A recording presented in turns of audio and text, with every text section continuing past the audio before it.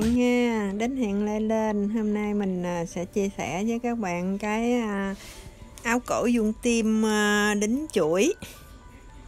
Và đầu tiên thì mình có cái thân áo bình thường trước. Cổ thì mình qua 11 xuống 16,5 nha các bạn. Vì mình có đáp ren vào cho nên là không có sợ nó bị sệ, như không có hở. Rồi cái mình gạch ngang và mình đo lên 2,5 cm. Ở ngoài đường ship đôi, vải ship đôi thì các bạn đo vào 8 cm.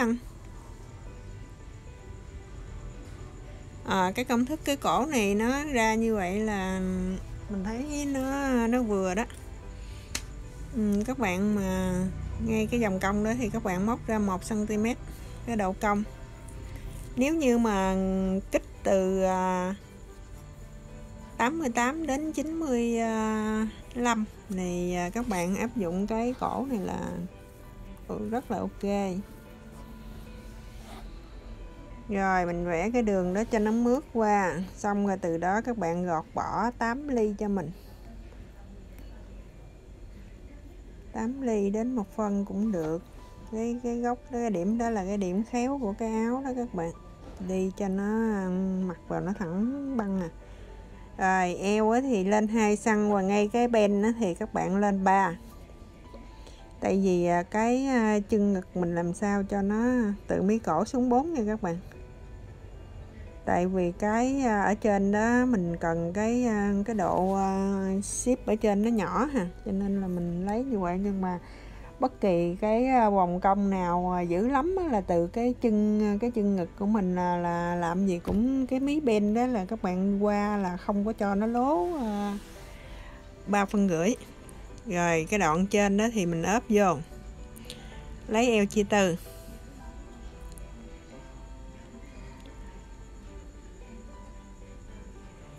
Rồi xong rồi mình danh cho nó sát cái đường may nữa thì mình trừ hao đường may riêng. Tại vì cái giấy báo này nó không có đủ để mình trừ hao theo cái công thức của mình. Các bạn có cái điều gì mà thắc mắc không hiểu á thì mình để cái số Zalo ở trên màn hình đó. Thì các bạn cứ nhắn hỏi, mình sẽ trả lời tất cả những cái gì trong nghề mình biết cho các bạn xem.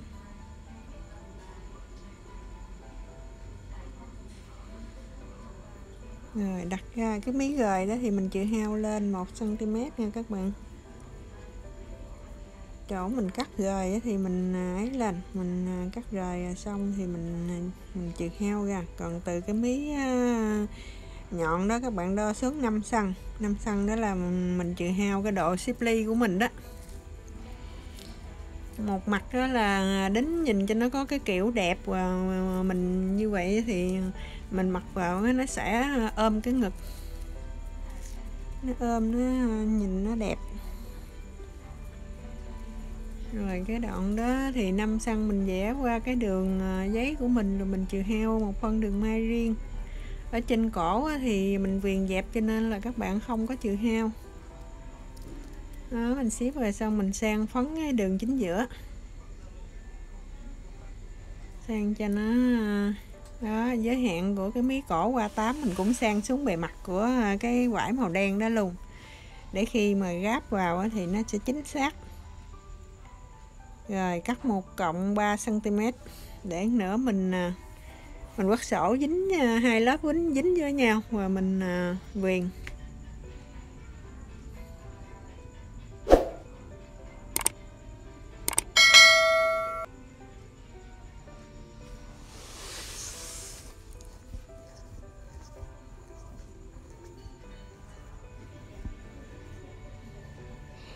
Rồi đây cái gan á, mình muốn chỉ cho các bạn cái cách mình cắt để mình không có phải cắt cái lớp thứ hai nó đặt lên nó sẽ khó thấy đường, nhìn nó sẽ khó nhìn. Mình cắt một lượt một luôn, chắc tại già hay gì mỗi lần cắt một lớp một bên rồi cái đặt lên cái lớp thứ hai nhìn muốn chết luôn.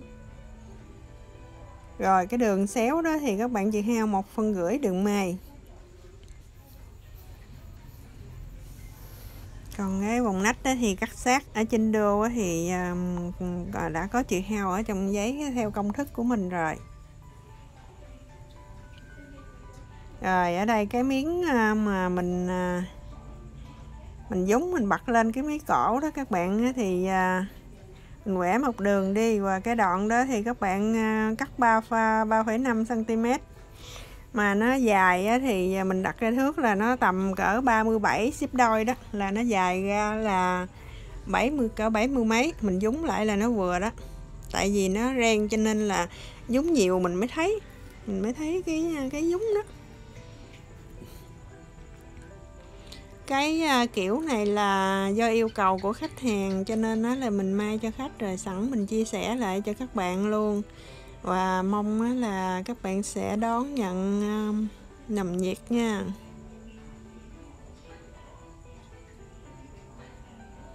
Rồi cái mí ben đó thì các bạn đột 1,5 phân tới khỏi cái mí giữa chừng 5 cm, cái bắt đầu mình mới lạng ra từ từ. Rồi cái cổ thì mình đập dần bằng một chân vịt, xong rồi đến mí chính giữa cổ thì mình quay góc qua.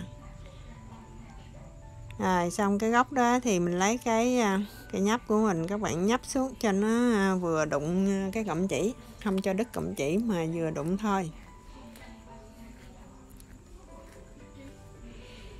Rồi mấy cái cọng quải đó mình dắt xếp đôi rồi đó các bạn.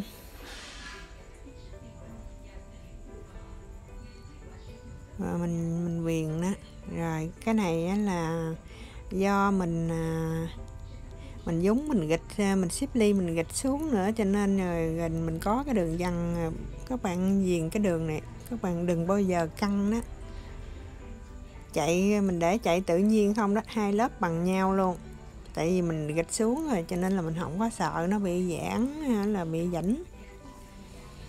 Lý do là nếu như mình may cái miếng ren mình bật trở ngược lên á, thì nó sẽ không có cái độ kìm ở cái cổ, nó không có đạt, nó sẽ yếu ớt, nó không có kìm cái cổ cứng. Mà khi mình mặc vào thì nó ôm vô cái người, nó không có bung ra.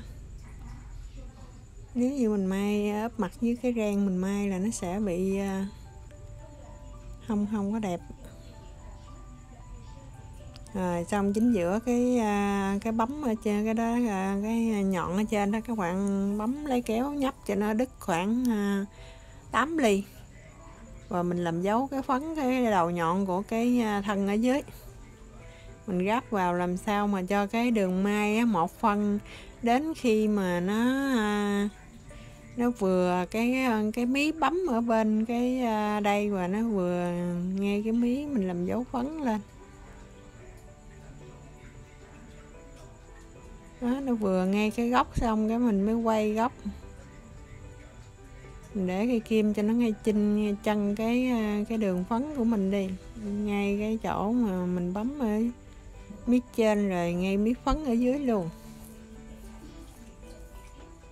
Rồi xong cái mình quay góc lại, là khi các bạn bật lên là nó sẽ nhọn góc chắc chắn, nó thẳng băng, rồi nó không có bị đùng, không có bị dư ở cái đó. Rồi mình leo ngang qua.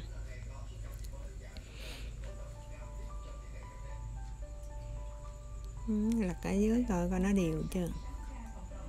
Xong rồi mình đột nhiễu thêm một đường thứ hai chồng mí lên cho nó chắc.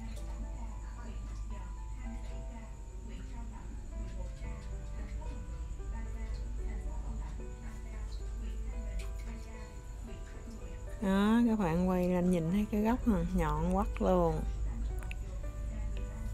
Rồi cái cọng mà 3,5 phân khi nãy đó, dài 37 thì nó ra 74. Mình đột thưa 2 đường, kéo chỉ thưa và mình đột thưa. Rồi, cái nhà bên cạnh nghe truyền hình của tỉnh hôm nay dịch bệnh tăng quá chừng.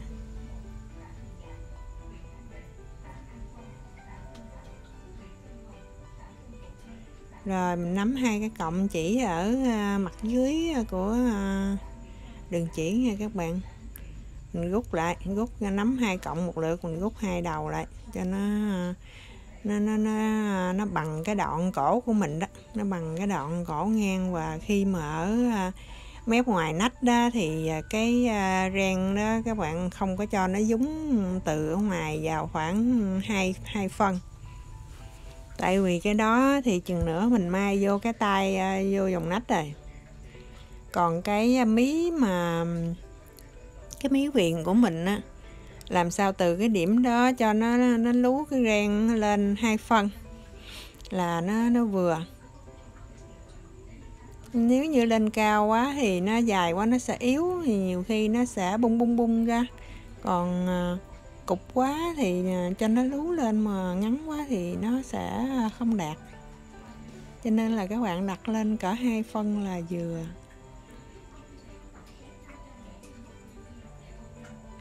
Cái đoạn này thì mình cố gắng làm thật chậm nè cho các bạn xem cho nó dễ. Cái áo thì chủ yếu thì có cái này với cái rời, đó là cái điểm mấu chốt thôi. Đó, mình có nhấn góc ở dưới rồi đó, cho nên là rồi cái lớp dưới của cái vải đó các bạn bật cho nó, kéo cho nó bật lên ngay cái đường may mà ngay cái chỗ góc nhọn đó. Rồi xong cái mình đã có cái điểm phấn như mình vẽ rồi đó. Các bạn chia ra 2 ly, mình ship cho nó bật lên. Và khi mình ship ly rồi á, thì từ cái mí mình nhấn góc cổ đó xuống tới cái đoạn đó làm sao nó còn 4 cm là chính xác. Nếu như mình cái đoạn đó các bạn đúng 4 phân luôn là y chang như cái lúc mình cắt ban đầu luôn. Rồi cái ren đó thì mình ship đôi và mình đặt lên sao cho cái mí viền của mình nó nằm ngay cái mí phấn của mình vẽ ở trên ren đó.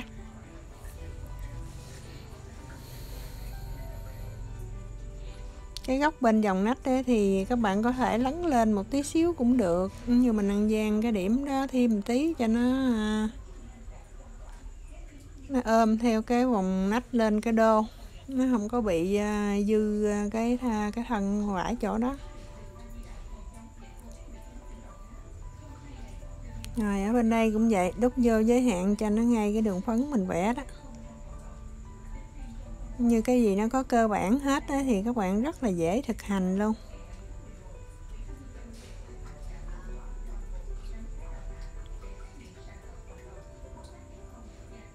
Rồi xong cái thân rồi, bây giờ mình chỉ cần trang trí lên nữa là đẹp liền.